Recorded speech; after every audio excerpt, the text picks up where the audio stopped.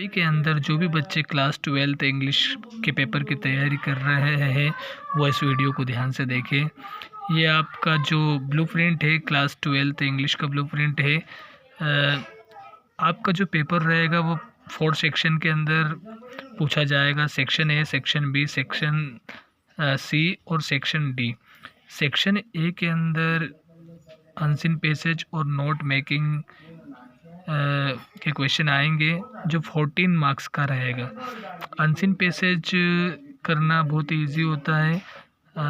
नाम ही इनका अनसीन है, अपठित, जो देखे ना गए हो, मतलब कुछ भी आ सकता है उस पर। आपको कैसे, जैसे 5 क्वेश्चन रहेंगे, पैसेज को पढ़कर आपको क्वेश्चन देना है। लेकिन बच्चे इसको भी अटेम्प्ट नहीं कर पाते क्योंकि वो पैसेज करने का एक तरीका होता है। आंसर आप लेंथी ना रखें, जितना शॉर्ट करेंगे उतना बेस्ट रहेगा।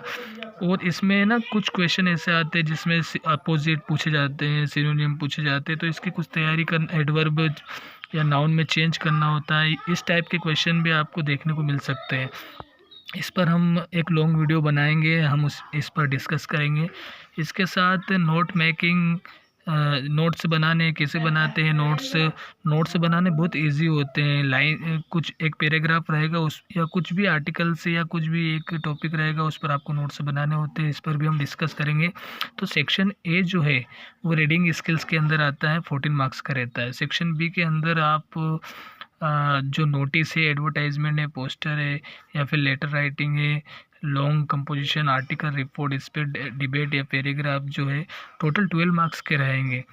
सेक्शन सी जो है वो डू एज डायरेक्टेड या फिर फिल इन द ब्लैंक्स, जो ग्रामर रिलेटिव जो क्वेश्चन आते हैं वो इसमें आएंगे। सेक्शन डी के अंदर टेक्स्ट बुक्स के जो भी क्वेश्चन है वो तो आएंगे, साथ में एक्सट्रैक्ट भी आएंगे, प्रोज से आएंगे, पोएट्री से आएंगे, और कुछ क्वेश्चन आंसर है। अब सेक्शन डी कैसे करना है, इसके लिए सबसे अच्छा बेस्ट आइडिया तो यही है कि सबसे पहले आप जो पोएट्री के क्वेश्चन आंसर है, पोएट्री के क्वेश्चन आंसर पहले कंप्लीट कर लीजिए।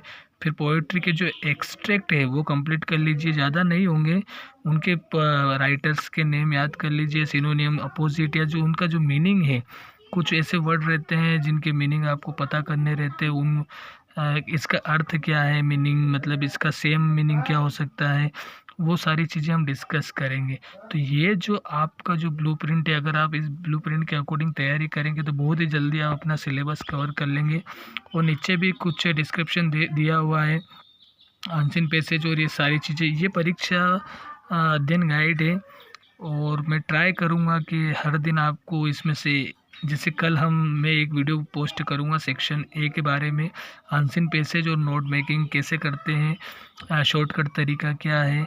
शॉर्टकट तो इस दुनिया में कुछ नहीं होता है, लेकिन अगर मैं शॉर्टकट तरीके से आपको समझा ज़रूर सकता हूँ, कि इस, देखो, शॉर्टकट में जाओगे तो आप पास तो हो जाओगे, लेकिन नंबर, आप वो जो आप परसेंटेज जो आप चाहते हो वो अचीव नहीं कर पाओगे।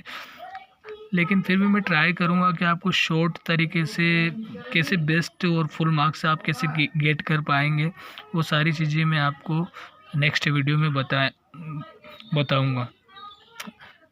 तो आप जो ये पैटर्न, जो ये ब्लूप्रिंट मैंने आपको बताया है, इसके अकॉर्डिंग ही आप तैयारी करें, कुछ भी ना पढ़े। अगर आप अपना टाइम वेस्ट ना करें, कुछ भी पढ़कर आप अपना टाइम वेस्ट करेंगे।